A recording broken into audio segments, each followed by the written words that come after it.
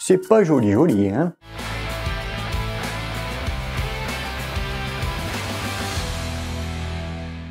Et salut tout le monde, c'est Gis. Merci de me retrouver sur Coach Perso Déco. On a un support composé de plaques de plâtre, mais ça peut être également du plâtre. Et quand on commence comme ça à avoir des zones qui s'arrachent, eh ben c'est bien souvent quand on a ce qu'on appelle des dalles en polystyrène qui sont collées. On passe le couteau, il y a la colle, il y a tout qui vient, ça arrache tout. Ou quand il y a, on va dire, autre chose également qui peut être collé sur le plafond, ça peut être des corniches, il y a tout qui vient, ça arrache tout. On va vraiment mettre l'accent sur la reprise du support en lui-même, parce que comme on peut le voir, j'ai encore des résidus, donc je vais vous montrer comment on élimine ça efficacement. On voit ici, vous voyez, les plaques de plâtre. Là, ça a arraché. Là, on comprend que visiblement, il y a un souci. Je vais vous montrer comme ça, étape par étape, donc de partir de ce cacaboudin pour revenir finalement sur un support qui sera bien lisse et prêt pour passer à autre chose. Première opération, on va éliminer le plus de résidus possible à l'aide soit d'un riflard comme ici courbé ou un riflard droit. Donc un riflard droit, c'est un couteau à lame durcie parce que bien sûr qu'on va travailler à la ponceuse. Ben, la ponceuse, regardez, on a encore des cachous qui sont importants et ici, n'en parlons pas. Pour être efficace, le grattage, on prend le riflard en mode scrapper et là, ça va rentrer.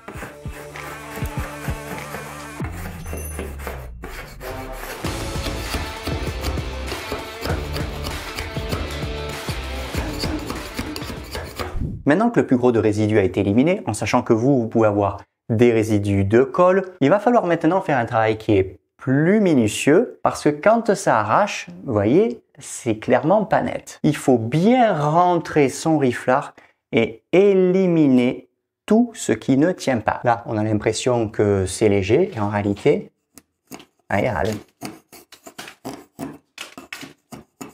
ça part. Vous voyez, on a un décollement. Alors que je n'ai pas ici. Donc ça signifie que là, c'est propre. Mais là, vous voyez, il n'y a plus d'adhérence. Que ce soit un support plâtre ou plaque de plâtre, c'est la même chose. Dès l'instant où vous voyez du décollement, vous voyez qu'il y a un petit peu de jour finalement entre le plâtre ou l'enduit sur le support, là, vous rentrez le riflard et c'est parti. Avant même de poncer, on fait ce qu'on appelle une purge, vous voyez, minutieuse. Voilà, le principe, vous ne forcez pas, hein. Parce que si vous forcez, vous faites sauter tout le plafond. Hein.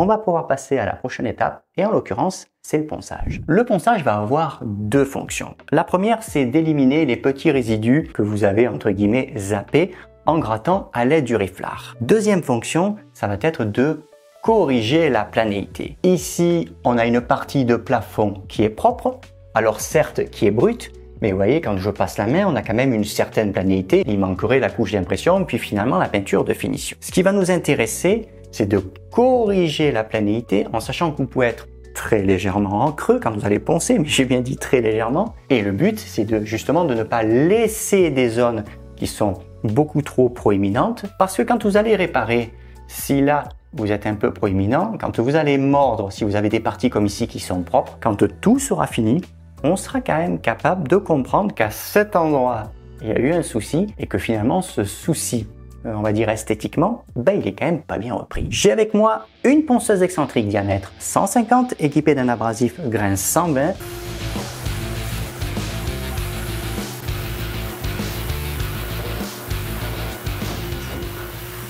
Le ponçage est désormais terminé. Maintenant, je vais prendre mon meilleur cutter et là-bas, comme je vous ai montré, ça s'est quand même ouvert. Ah, ça sent éventuellement une bande qui a lâché. Là, quand ça commence, vous voyez, à merdouiller.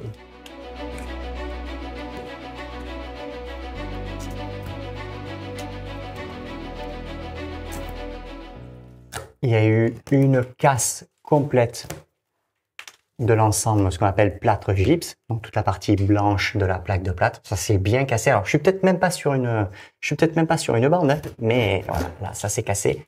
Et vous pouvez être quand même dans ce cas de figure parce que parfois les dalles, quand vous allez les enlever, ça tire tellement que ça arrive justement à la faire casser. Et là, c'est ce qui s'est produit.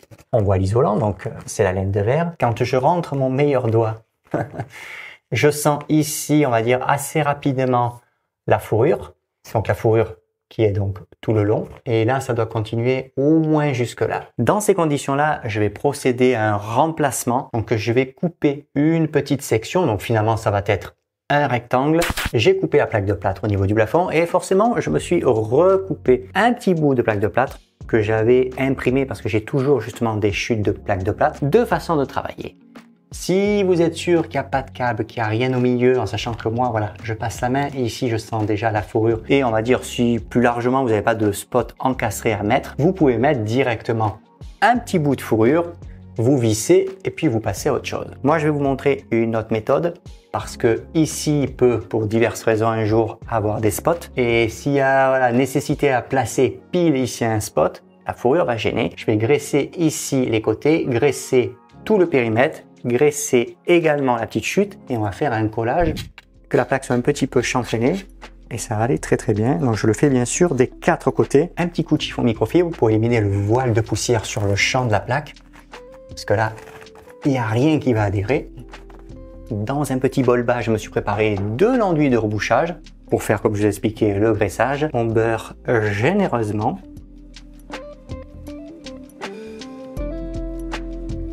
Et ici, même chose.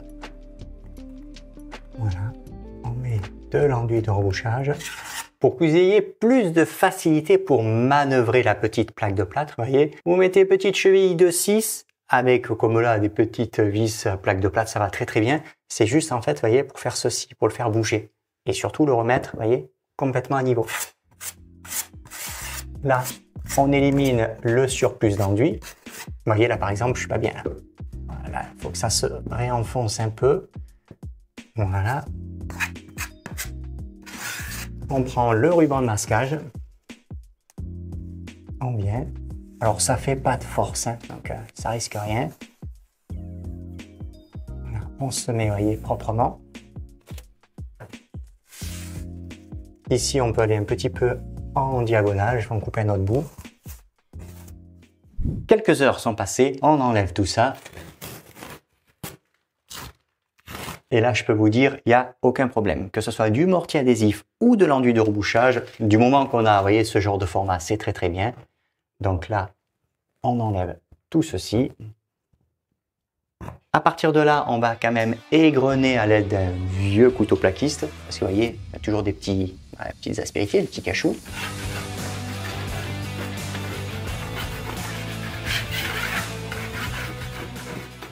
Et un petit coup de chiffon microfibre à sec pour éliminer tout le voile de poussière. Ça, il faut y être quand même voilà, vigilant. Alors, à la fois sur les zones réparées et bien sûr le périmètre qui vous peut être brut ou éventuellement peint, mais ça ne change rien. On le passe le chiffon vraiment partout. On ne dirait pas, pourtant j'ai poncé sous aspiration, mais on a toujours ce fameux voile de poussière. Un chiffon comme celui-ci, donc là c'est un petit 30-30, eh vous le changerez tous les 3 mètres carrés. Maintenant que le support est bien dépoussiéré, on va appliquer une couche d'impression, parce que d'une, on a besoin de réguler la porosité. Vous voyez, c'est pas net. Un coup il y a de l'enduit, un coup il n'y a pas d'enduit, donc on va réguler et on va quand même rendre le fond plus homogène, parce qu'après la couche d'impression, automatiquement, il va quand même falloir commencer à réparer. Si vous êtes dans le même cas de figure, avec un fond comme ici qui est douteux, on va appliquer donc une couche d'impression glycéro. Je l'ai mise ici dans un petit bac à peindre. Pour appliquer la couche d'impression, il y a un tissu qui excelle, c'est le polyamide. En l'occurrence, du polyamide comme ici à double tissage, 12 mm de hauteur de mèche, 180 mm de largeur. Le petit frère de 110, c'est exactement le même. Et pour pouvoir travailler, alors, idéalement, il faut quand même une brosse de au moins 25 mm de diamètre. Moi, ici, j'ai une 21 parce qu'elle est déjà à la peinture, donc je vais pas aller, on va dire, cochonner une autre brosse. Mais vous, si vous n'avez pas de brosse en fonction, voilà, une 25, c'est, on va dire, c'est usuel et ça permet de bien dégager son périmètre et de faire finalement ce qu'il y a à faire. L'impression Glycero, il faut quand même mettre un peu d'oseille dedans. Il ne faut pas acheter un produit d'entrée de gamme. On est quand même sur une gamme professionnelle et ce qui est très important, parce que le support, on va dire, s'y prête. Et alors, qui plus est, si vous avez du plâtre, il va falloir diluer. Les trois quarts des produits, c'est assez pâteux. Donc, vous mettez au moins 7 à 10% de white spirit. Donc, on va avoir quand même une consistance qui est fluide. Mais nous, le fluide, ça nous intéresse. On a besoin d'avoir une bonne pénétration de la peinture dans le support. On imprime, bien sûr, le dégât en lui-même, ça coule de source, mais la zone environnante, voyez comme ici, vous mordez de 20 à 30 cm. Si vous avez par exemple du dégât qui est un petit peu ici, et de manière, on va dire, un petit peu disparate, c'est-à-dire que c'est sur tout le plafond, mais un peu à droite à gauche, vous vous posez pas de questions. Vous imprimez l'intégralité du plafond, ça ira plus vite, ça sera bien mieux, et ça vous permettra surtout de vraiment repartir sur une base de travail qui sera beaucoup plus saine.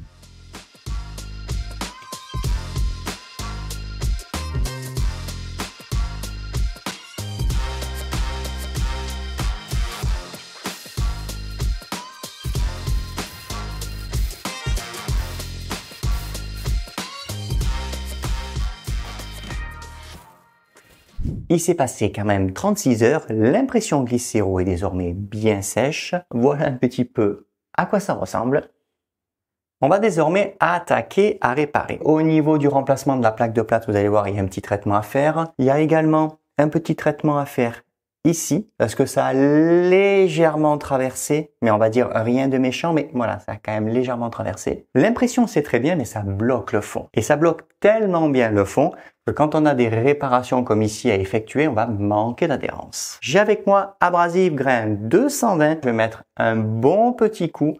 Alors que ça soit ici dans les zones où finalement ce n'est que le périmètre environnement qui a été traité et toutes les zones comme là où j'ai, on va dire, bien garni afin d'améliorer l'adhérence et afin également d'éviter des problèmes, je pense particulièrement au microbullage.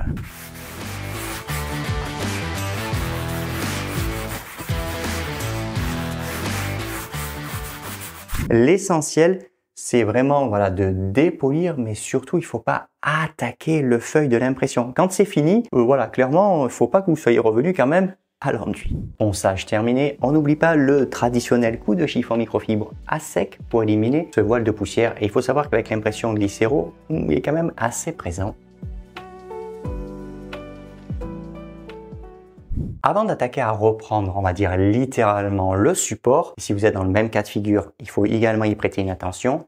On va d'abord traiter les réparations. Parce que les réparations, il faut et d'une qu'elles soient sèches et de deux quand on a par exemple besoin de mettre un renfort. Alors que ce soit un renfort fibre de verre, que ce soit un petit calicot, enfin que ce soit même une trame plus largement pour armer un enduit, il faut que cette opération soit réalisée en premier, que c'est eu le temps de sécher et ensuite on peut, on va dire, commencer à reprendre correctement la planalité pour que le support, entre guillemets, voilà, il ressemble, on va dire, globalement à ce qu'il y a autour, donc c'est-à-dire quand même un support qui est propre. Couteau enduire 10 cm, ici j'ai le 200 mm, bien pratique, vous allez voir, lui va nous servir surtout pour ici. Je me suis préparé 2 l'enduit de rebouchage, consistance normale.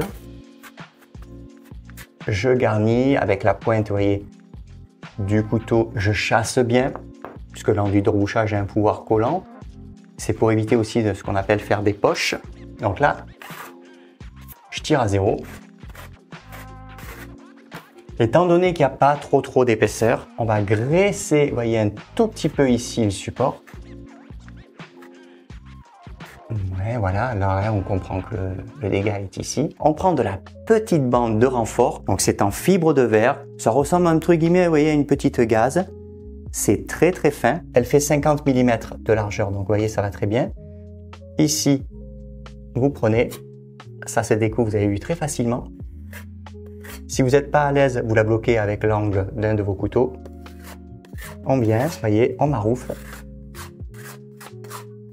Et là, globalement, on ne touche plus. Ça va sécher tranquillement et au moins, ça vous renforce. Voilà, comme là, on va dire on est un petit peu juste, c'est pas l'histoire que d'avoir un trou, c'est quand même un trou qui a été traversé. Donc au moins par sécurité, étant donné que vous avez beaucoup d'enduit à faire, c'est pas le moment que cette zone elle lâche, parce que justement comme c'est traversé, à tout moment ça peut quand même vous faire fissurer l'enduit. Concernant la réparation sur la plaque de plâtre, bon là pour le coup on n'est quand même pas à la gaz. Je n'ai pas d'obligation en soi de poser des bandes, j'entends pour des ouvrages finalement de cette dimension. J'aurais été quand même plus large, il aurait fallu que je le fasse. Je vais utiliser Calico, alors Calico adhésif, mais vous allez voir Calico, on va dire la partie adhésif, on s'en fout puisque on ne vient pas le coller directement comme ceci sur le support. Vous n'avez pas de transfert d'enduit sous la trame. Donc il faut faire attention, il faut ce qu'on appelle toujours graisser le support. Celui-ci fait 150 mm de largeur et vous allez voir 150 mm de largeur, ben à ce moment-là, j'ai même pas besoin de le doubler. Je vais pouvoir mettre une bande et nous ça nous arrange parce que moins il y a de surépaisseur, et bien moins de toute manière il y aura chargé par-dessus. On va bosser avec le couteau de 200. Donc là, pareil, on graisse. Alors, petit trou là, ça se bouche avant. Voilà. Et là, je graisse le support. Pour graisser le support, vous allez laisser globalement 2 mm de charge. Si vous faites un petit peu moins, c'est pas méchant. Pour déposer de l'enduit, vous voyez, vous travaillez à plat. On voit se matérialiser finalement le rectangle. Donc on vient, on positionne la trame.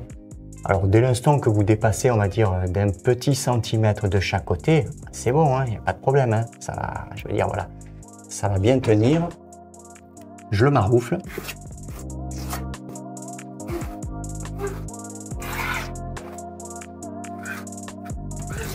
C'est quand même assez fin, donc on vient, on recouvre avec l'enduit le rebouchage, vous voyez.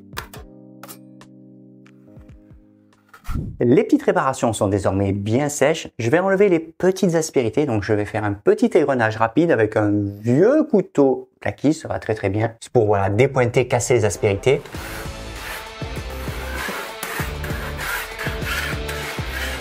Petit coup de chiffon pour éliminer le voile de poussière.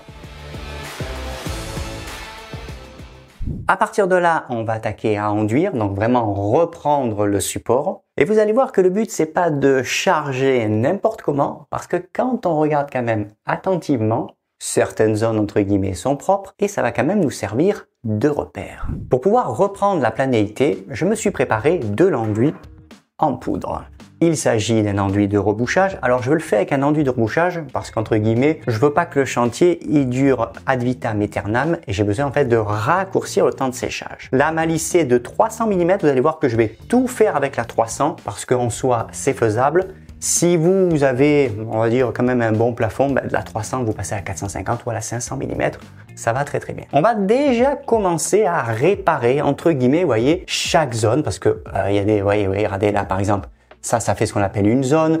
Là, entre guillemets, ça en fait encore un autre parce que c'est pas l'idée de tout charger puisque ici c'est propre, ça c'est propre en fin de compte, ça c'est propre et finalement si je vais là, ben, je suis propre aussi. Il ne faut pas charger pour charger parce que ça va quand même vous créer des bosses. Consistance de l'enduit de rebouchage, c'est normal. Vous voyez, regardez, ça se casse pas la figure, mais on n'est pas non plus trop pâteux. Donc globalement, vous êtes à 500-510 ml d'eau par kilo de poudre. Et ici, couteau de 150 mm pour bien ce qu'on appelle maroufler, chasser l'enduit. Alors, on va commencer, vous voyez, d'ici. Donc là, on commence, vous voyez, à bien garnir. Très important, on tire toujours à zéro. C'est-à-dire que voilà, on ne commence pas à se laisser aller en faisant ça. Dès l'instant où ici c'est propre, si vous commencez à charger, c'est fini, vous n'avez plus de repères. Or, la lame, on va avoir besoin de repères. C'est elle finalement qui a besoin d'être vraiment appuyée sur des zones qui sont propres pour pouvoir faire ce qu'on appelle le réglage. Donc vous voyez, on chasse bien. On va commencer à travailler avec la lame. La lame, on va travailler le plus à plat possible pour pouvoir laisser un petit peu de charge. Et pareil, il y a un côté de la lame, on va bien l'appuyer sur le périmètre environnant qui est propre pour pouvoir bien sûr régler.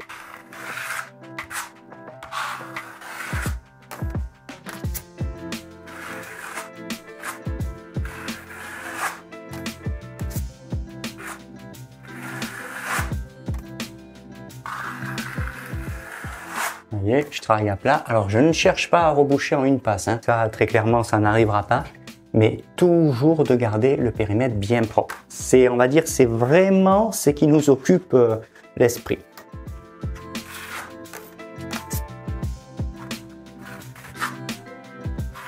Quand je ne suis plus guidé, je pars en fait d'une zone que j'ai commencé à régler. En fait, c'est vraiment pour habituer l'œil. Si ici, on a déposé par exemple une petite dizaine de centimètres de largeur d'enduit, ce que j'ai fait, puisque je me suis appuyé ici sur mon périmètre, je vois globalement ce que j'ai fait. Je vais partir donc dans une zone où finalement, j'ai plus de repères. Vous voyez, je vais suivre de façon à ce que la lame, quand je viens la poser, si je reste bien à plat, je fais pas de marque. Par contre, si j'appuie, vous voyez, regardez, si j'appuie, je commence à faire des aspérités. Ben, ça signifie qu'en fait, je creuse. Et c'est comme ça, en fait, qu'on arrive à régler dans des zones où finalement, il n'y a pas de repère. Il faut d'abord, c'est la technique de l'escargot. Vous partez déjà dans le périmètre d'une zone pour être toujours finalement en contact avec un support qui est propre. Et après, au fur et à mesure, vous allez rentrer et resserrer pour que vous ayez toujours un visuel. Ça, c'est très, très important. Donc là, on va dire que, voilà, je reprends de partout où on est propre. Vous voyez, ça, c'était entre guillemets, c'est pas large, mais c'est propre. Il faut vraiment, vous voyez, le voir apparaître. On va dire, on le noie pas sous l'enduit. La même chose avec les couteaux. Quand on veut laisser de la charge, on travaille le plus à plat possible. Et quand on veut estomper comme là des aspérités, ben c'est pareil, vous vous mettez à plat. Et vous voyez, ça permet d'estomper.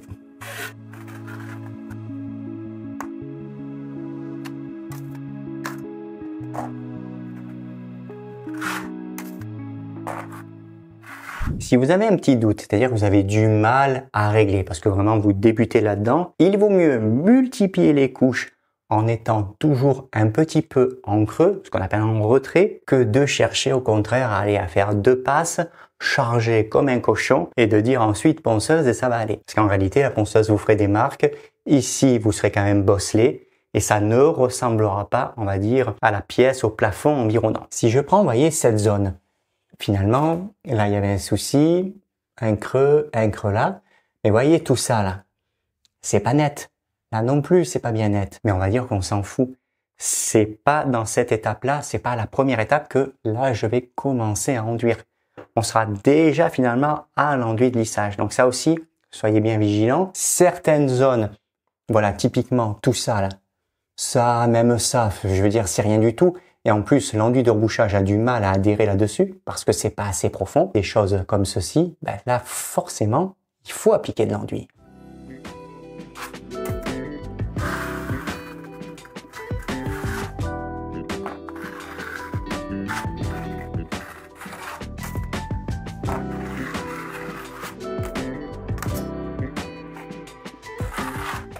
Technique de l'escargot, vous voyez. On fait le tour du périmètre. Quand on vient travailler comme ici avec le couteau ou la lame à lisser, on reste bien en appui, vous voyez là, sur une zone qui est propre.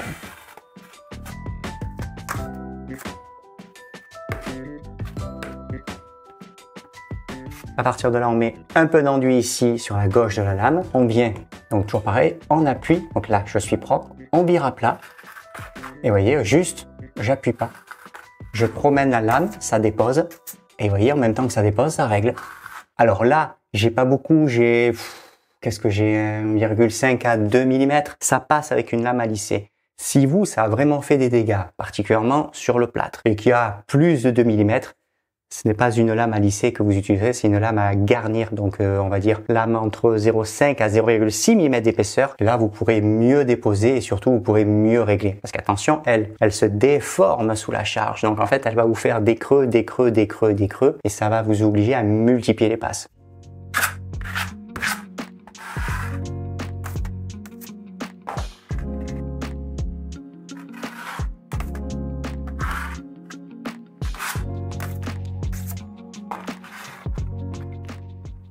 La première couche d'enduit de rebouchage, c'est désormais terminé. Voilà ce que ça donne.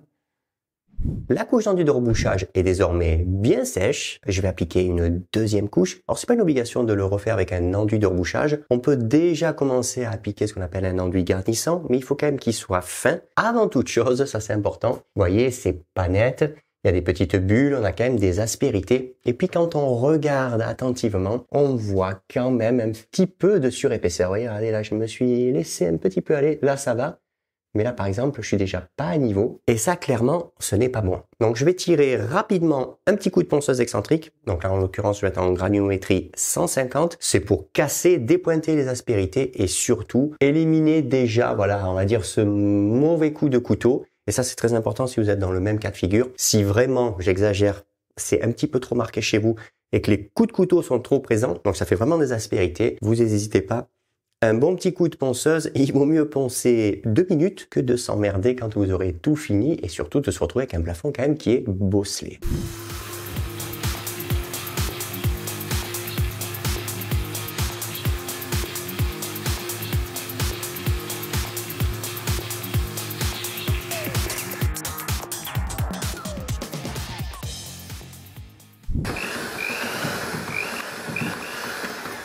L'enduit garnissant est prêt. Enduit en poudre, pour vous donner une idée, dosage en eau globalement, 550 ml d'eau par kilo de poudre. C'est le garnisseur de la marque Ultima. Son avantage, c'est qu'il est quand même relativement fin. Là, ça va nous intéresser parce que certes, le support est pas beau, mais je vais quand même pouvoir justement apporter un petit peu de garnissant et un petit peu de correction. Pour que ce soit plus facile, j'ai mis mon enduit dans un camion 7 litres, camion de peintre, et on va travailler au rouleau, 180 mm de longueur, 18 mm de hauteur de mèche. J'ai le couteau enduire de 100 mm. Voilà, ça va très bien. On continue à travailler à plat. Faut laisser de la charge quand même.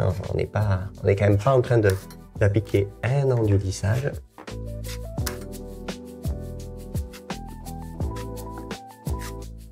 Voilà. Je ne vais pas aller plus loin pour l'instant. Le rouleau enduire, il faut qu'il se fasse. Donc on va déjà commencer voilà, à le travailler, à le rendre homogène. Ça c'est vraiment important. On évite tout ce qui est manque et on va dire également surépaisseur, maigreur. Tout ça c'est pas bon. Vous voyez là je rase le périmètre au plus près, tout simplement pour pouvoir attaquer immédiatement avec de l'enduit sous la lame. Sinon ça fait ce qu'on appelle des petits décrochés.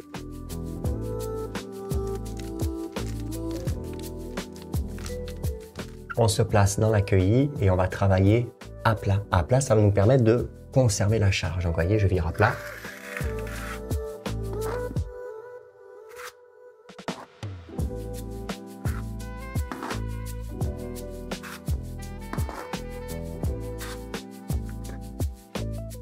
Vous voyez, je dégage, je pars de l'accueilli, à plat, là. On est sur la partie qui est imprimée, donc c'est-à-dire c'est une zone où on ne veut plus charger. Puisque vous l'avez compris, moi c'est juste un bout en fait qui est abîmé. Donc vous c'est pareil, si vous êtes dans le même cas de figure, ne poussez pas le plus loin possible pour, on va dire, continuer à mordre sur des parties, vous voyez comme ici, qui sont propres. C'est vraiment de se focaliser sur la partie à reprendre, on va dire, la planéité. Vous voyez, regardez à plat, hop, là je sors. Ici on est un tout petit peu marqué. Afin d'éviter de faire des marques sur votre support, donc c'est-à-dire une zone que vous avez déjà travaillée, on part toujours, comme ici, d'une zone qui n'est pas enduite pour pouvoir venir en mourant, donc vraiment en estompant avec le peu d'enduit afin de raccorder justement la zone.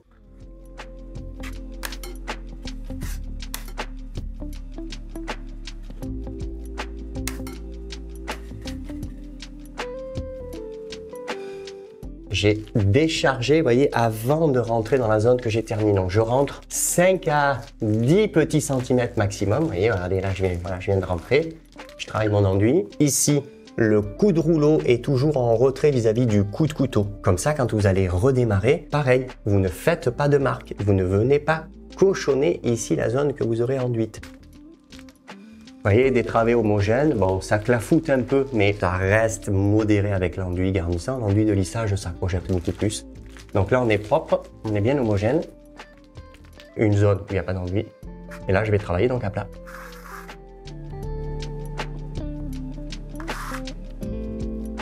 voyez, je viens mourir dans la zone que j'ai déjà travaillée.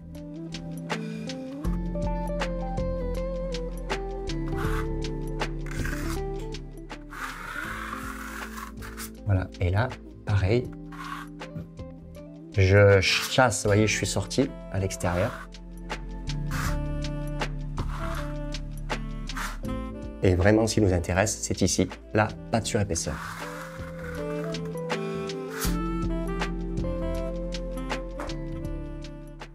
Première couche d'enduit garnissant, c'est terminé. Je vais laisser sécher globalement 24 heures et après, on commencera un petit peu à regarder, voir s'il faut encore une couche d'enduit garnissant ou si directement on peut attaquer à appliquer de l'enduit de lissage. La première passe d'enduit garnissant est désormais bien sèche. Voilà ce que ça donne.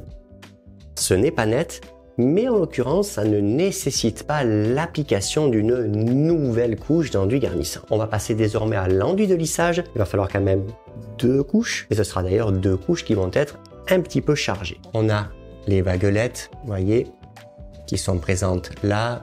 Bon, des petites choses, mais on va dire que voilà, globalement, c'est pas méchant, mais il faut quand même égrener. Alors égrener, 2 façons de faire. Soit c'est fait au couteau, soit c'est fait à la ponceuse. Je vais vous montrer à la ponceuse, ça a 2 intérêts. Ça va plus vite. Et si on va dire vous avez fait, je sais pas, une petite bosse, et grâce aux lumières, vous apercevez justement que vous avez fait une petite bosse, c'est vraiment, on va dire, le dernier moment pour rectifier, parce qu'après, à l'enduit de lissage, dès que vous allez creuser, ça fera des marques. Pour faire un bon petit égrenage efficace, eh bien, vous équipez, comme ici, un disque abrasif grain 150.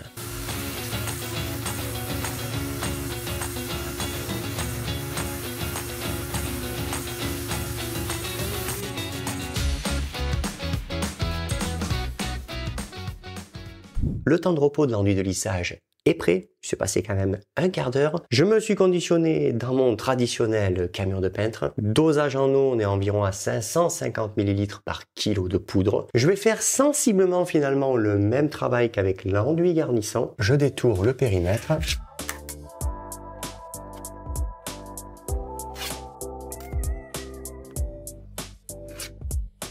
Alors là, on commence quand même à s'appliquer. C'est pas la dernière passe, mais on est sur de l'enduit de lissage.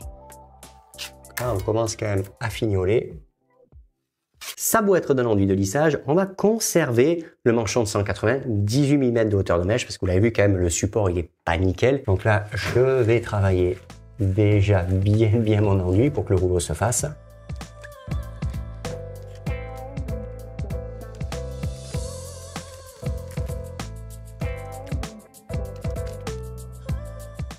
On reste à plat. Vous voyez, je travaille bien l'enduit, je chasse. Je pars de l'accueilli.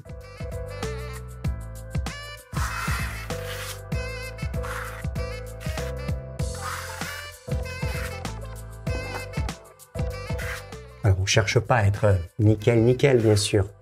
Mais vous voyez, je prends quand même le temps de, voilà, de travailler. J'estompe correctement.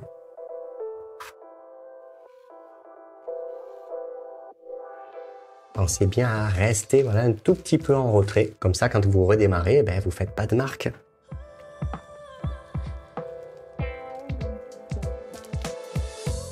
On part, vous voyez, zone non enduite. Donc on pose la lame, on va virer à plat.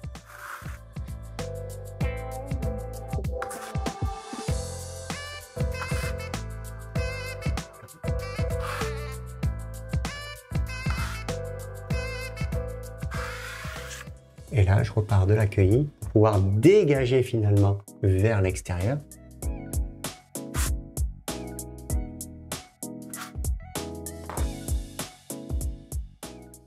Pour ainsi dire, je récupère rien. Ça, c'est les petites projections quand je viens poser la lame au début. Mais dès l'instant où vous ne récupérez rien, ben finalement, la charge que vous avez déposée, eh ben, c'est la charge que vous allez conserver.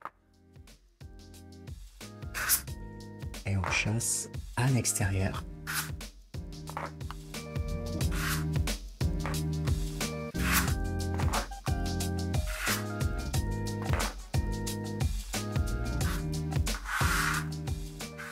Première passe d'enduit de lissage, c'est désormais terminé. Place au séchage. Il va falloir quand même à minima 24 heures si la pièce est chauffée. Vous pouvez vous aider également d'un ventilateur pour, on va dire, améliorer les conditions de séchage. Et mine de rien, c'est la dernière ligne droite. Il reste une couche d'enduit à appliquer parce que c'est trompeur. Quand on regarde comme ça rapidement, on se dit, ma foi, il n'y a presque plus qu'à poncer finalement. Attention, faut prendre ses meilleurs doigts et venir vraiment passer la main sur le support. Et en fait, là, quand je passe la main, je sens bien encore des petits creux, des petites choses comme ça. On va appliquer donc une dernière couche d'enduit exactement dans les mêmes conditions. Le rouleau de 18, je vais travailler à plat pour, on va dire, conserver un petit peu de charge. Mais avant de faire tout ça, vieux couteau plaquiste et on va égrener le support. Alors, il n'y a pas grand chose à enlever. Petite vaguelette. Ah, les petits trous. Ça, c'est des petites, voilà, c'est du microbullage. C'est pas méchant, mais voilà, on va éliminer parce que ça fait de la petite surépaisseur.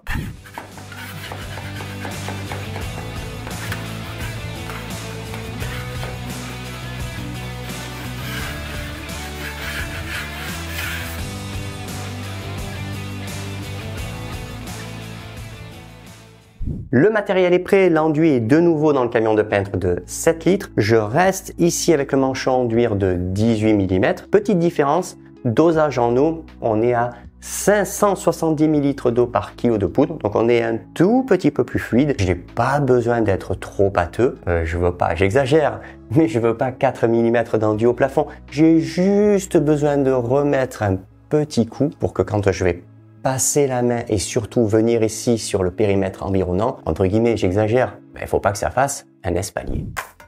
Étant donné que c'est la dernière passe, vous voyez, j'enduis vraiment dans la largeur du couteau, dans l'accueil et non pas directement dans la longueur. Je ne veux plus de cordon finalement dans l'accueil.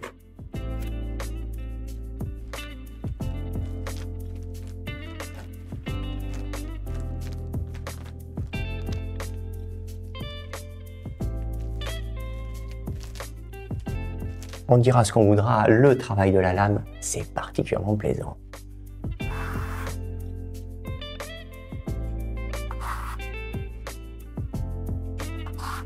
J'ai un tout petit peu d'enduit, mais ça nous intéresse. C'est pour les cueillis, ça me permet de redémarrer, de bien les faire proprement.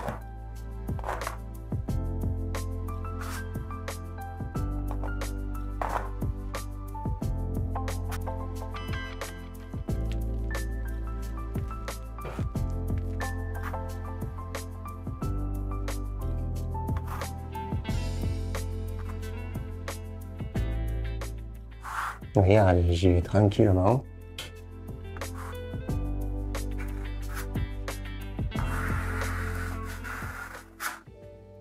Donc là, vous virez à plat. Vous voyez, regardez, on arrange vraiment la partie ici des cueillis parce que là, on le voit. Hein, ça, c'est ce qu'on appelle un petit peu la façon crépi. Ça, c'est pas bon. Là, vous avez plus d'enduit ici que là. Donc, automatiquement, c'est pareil. Lors du ponçage, vous pouvez faire un creux dans l'accueil. Donc, avec l'enduit que j'ai récupéré, vous voyez, je remets à plat. Je refaçonne, je retravaille ma cueillie. Là, la cueillie est propre, j'ai la fameuse transition. Je présente la lame, je pars de la cueillie, je sors vers une zone qui n'est pas enduite. 24 heures se sont passées. Je vous mets le spot de près, l'enduit de lissage, donc la deuxième couche, elle est bien sèche. Voilà ce que ça donne. C'est notre dernière étape. En l'occurrence, c'est le ponçage. Je vais vous le montrer rapidement. Je vais poncer à l'aide d'une ponceuse excentrique diamètre 150, équipée d'un abrasif grain 240. On est quand même dans le fin. Et justement, le principe, je vais partir de ma cueillie pour aller rejoindre l'autre partie de plafond qui est plus propre. Et il faut que quand le ponçage est terminé, et on va dire que c'est bien dépoussiéré, il faut qu'entre le plafond propre, et vous êtes peut-être dans ce cas de figure justement, et la partie réparée, entre guillemets, il faut que ça soit un nickel chrome et qu'on arrive finalement pas à faire la différence entre les deux parties de plafond.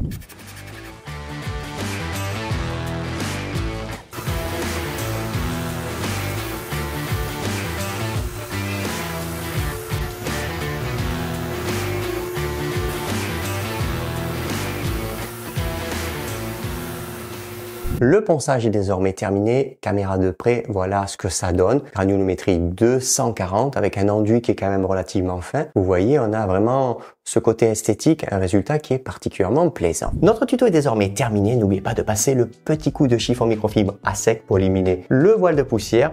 Et ensuite, il vous restera à appliquer la couche d'impression. Je vous rappelle qu'il y a la boutique du coach. Dans la boutique du coach, vous allez trouver le matériel professionnel du peintre et du plaquiste. Et bien sûr, si vous avez besoin de m'avoir au téléphone, en visio et pourquoi pas à domicile si vous êtes proche de mon secteur, pour des conseils techniques et on va dire même des problématiques de mise en œuvre, le service est disponible. À bientôt tout le monde.